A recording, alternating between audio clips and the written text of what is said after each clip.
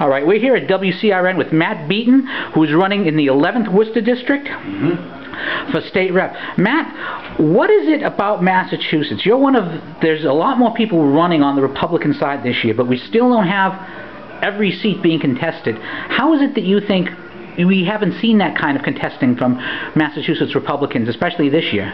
Well, I think it's all relative. This year is, historically speaking, I think we have one of the best representations from Republicans in recent history, certainly in my life.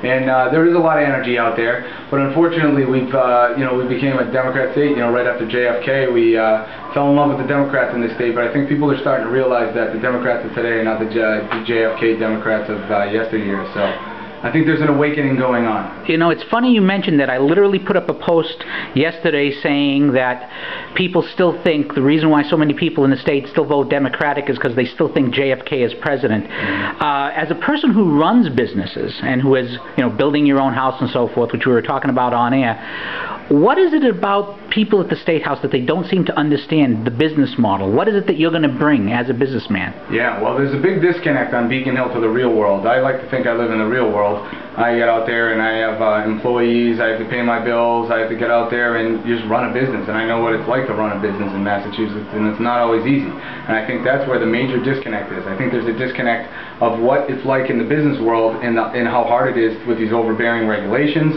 the taxes, insurance costs, all the things that go into trying to run a business. It's difficult, and it seems to me as though Beacon Hill is working against business and not with business.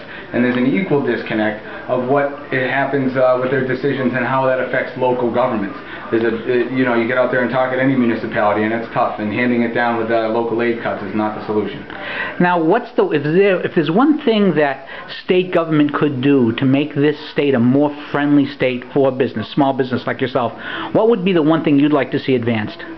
In my own personal business experience, I would say the overregulation and the amount of overhead that requires to just stay on top of paperwork submittals. I have a part-time employee who's 25 hours a week.